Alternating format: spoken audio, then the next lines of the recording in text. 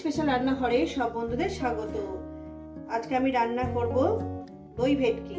দই ভেটকি করার জন্য আমি এখানে নিয়ে নিয়েছি বন্ধুরা ভেটকি মাছ। ভেটকি মাছের উপরে আমি লবণ আর হলুদ ভালো করে করে ছড়িয়ে রেখেছি, মাখিনি। আর নিয়েছি এখানে আপনার দেখাই টমেটো আছে, আদা আছে, শুকনো লঙ্কা, কাঁচা পাকা লঙ্কা, ধনেপাতা। আর নিয়েছি এখানে জিরে, হলুদ আর দই। বন্ধুরা এই আমার লেগেছে। রেসিপিটি শুরু করার আগে বলবো রেসিপিটাকে লাইক করবেন, শেয়ার করবেন, আর নতুন নতুন রেসিপি দেখতে গেলে আপনারা চ্যানেলটাকে সাবস্ক্রাইব করে নেবেন। বন্ধুরা ঠিক আমি যেভাবেই খাই ঠিক আপনাদের সেভাবেই দেখাবো। চলুন রেসিপিটি শুরু করা যাক। খুব সুন্দর রেসিপি। তো বন্ধুরা প্রথমেই আমি কি করব, প্রথমেই যে লবণ হলুদ দিয়ে মাখা যে মাছটা আছে এটাকে আমি ভালো করে একটু মেখে নেব। রেসিপিটা কিন্তু পুরোটাই দেখবেন আর কেমন হয়েছে কিন্তু জানাবেন আমাকে। এটা আমি ভালো করে সুন্দর করে মেখে নেব।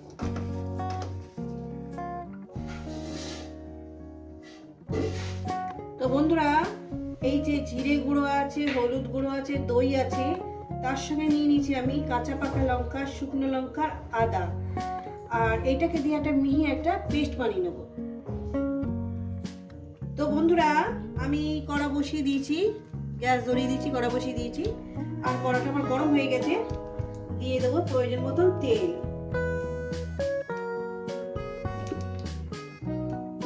দিয়ে দিলাম প্রয়োজন মতন তেলটা আমি দিয়ে দিলাম। তেলটা আমার একটু গরম হবে।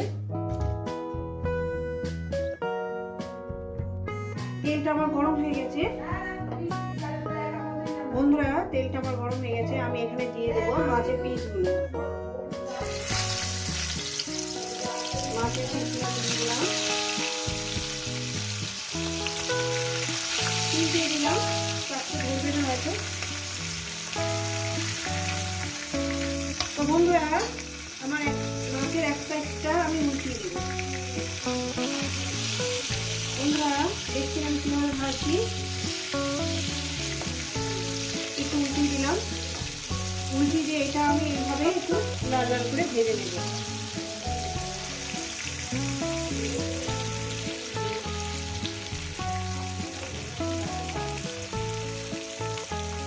তো বন্ধুরা আমি মাছগুলো আমি ভেজে নিয়েছি। এবার এগুলো উঠিয়ে নেব। মাছগুলো আমি উঠিয়ে নেব। মাছগুলো বেশি পোড়াবেন না, এইভাবে হালকা হালকা সুন্দর করে একটু লাল লাল করে ভেজে নেবেন, যাতে সুন্দর ভাজাও হয়ে যায় অথচ পোড়া পোড়া যাতে না হয়। একটু ঢাকনা চাপা দিয়ে দেবো, খুবই চিটকাচ্ছে। তো বন্ধুরা আমার মাছ ভাজা হয়ে গেছে। এরপর দিয়ে দেবো এখানে কালো জিরে। কালো জিরেটা আমি ফোড়ন দিয়ে দিলাম। কয়েক সেকেন্ড একটু ভেজে নেব, কয়েক সেকেন্ড।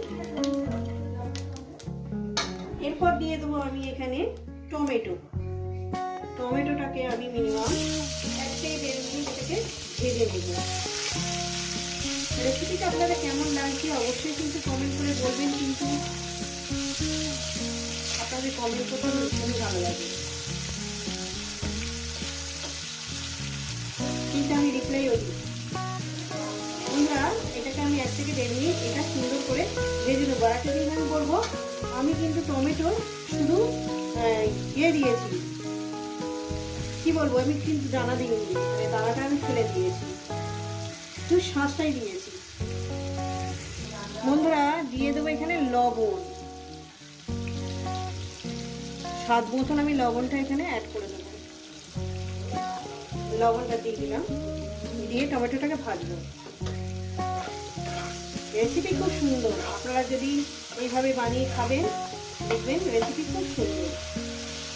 মোটামুটি আমি যেভাবে খাই ঠিক আপনাদের সেভাবেই কিন্তু দেখাচ্ছি।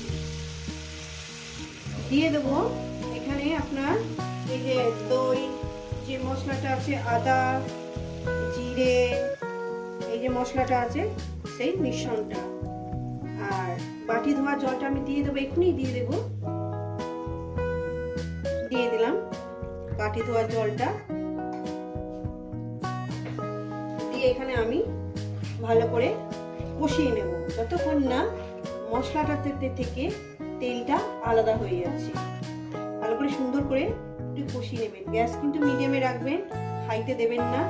হাইতে দিলে মশলা পুড়ে যাবে, টেস্টটা খারাপ হয়ে যাবে।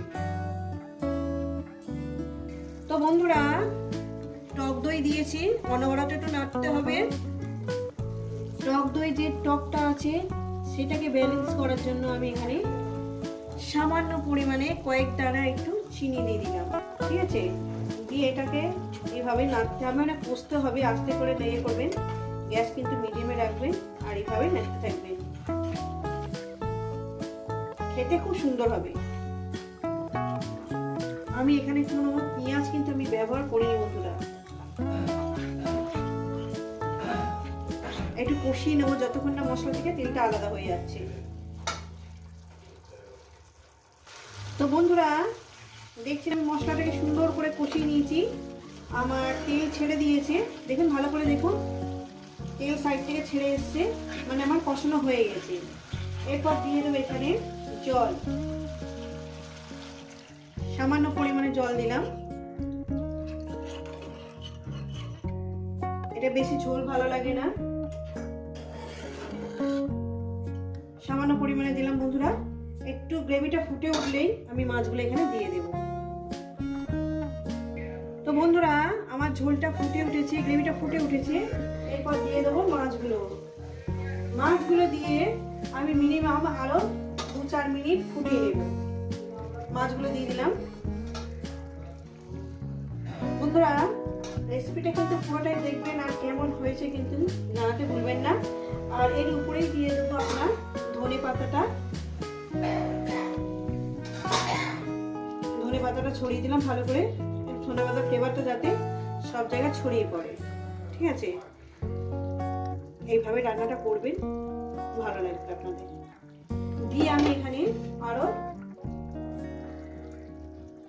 4 মিনিটের জন্য চাপা দিলাম। ফিরছি আরো 4 মিনিট পর।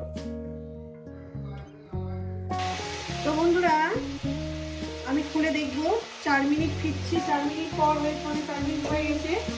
দেখুন আমার দই ভেটকিটা রেডি হয়ে গেছে। এবার এটা নামিয়ে দেখাচ্ছি।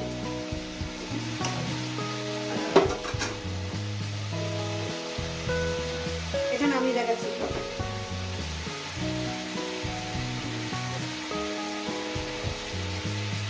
তো বন্ধুরা, এই রেসিপি যদি আপনাদের ভালো লেগে থাকে অবশ্যই কিন্তু কমেন্ট করে জানাবেন।